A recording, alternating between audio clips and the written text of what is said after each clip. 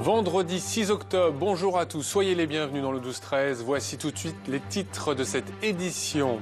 L'ancien bâtonnier de Blois, maître Damien Vinet, dans la tourmente, a-t-il escroqué un de ses clients?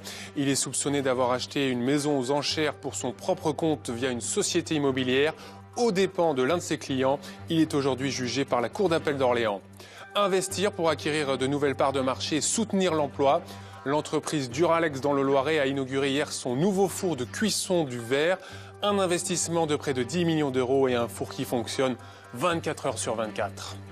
L'automne, c'est la période des récoltes pour beaucoup de fruits et légumes. C'est aussi une période délicate pour certaines récoltes d'épices comme le safran.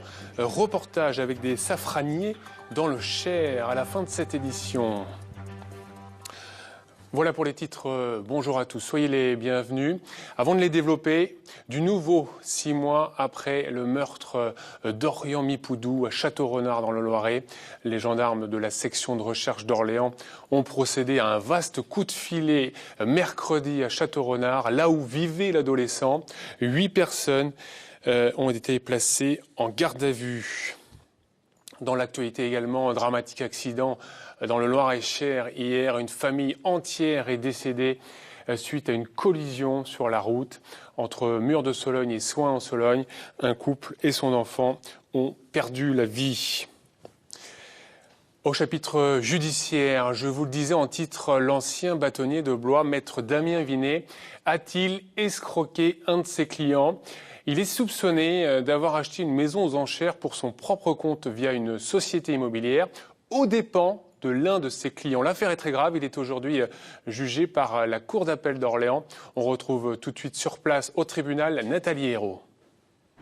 Oui Benoît, alors nous sommes arrivés vers 10h ici. On nous a rapidement demandé de sortir de la salle d'audience car elle est passée à huis clos. Dans la salle, il s'agit de l'ancien bâtonnier de Blois, Damien Vinet, qui est entendu. En 2012, une maison à Blois est mise aux enchères. Stéphane Droyer, marchand de biens, demande à son avocat, Damien Vinet, de s'occuper du bien. Schéma classique qui peut arriver, le bien est finalement vendu à quelqu'un d'autre. Mais l'histoire ne s'arrête pas là, l'histoire continue. Quelque temps après, Stéphane Droyer tombe, par hasard, en consultant Internet sur des petites annonces et le téléphone à contacter est celui de son avocat, Damien Vinet. L'avocat aurait en fait acheté ce bien au détriment de son client via une société civile immobilière. Pour la victime, le combat est quotidien. Je vous propose de l'écouter. C'est un peu une déception parce qu'il y a déjà eu un renvoi et lors du renvoi, je n'ai pas pu m'exprimer. On a dit des choses qui sont peut-être pas conformes à la vérité et aujourd'hui j'aurais bien aimé pouvoir parler devant la cour étant victime dans cette affaire.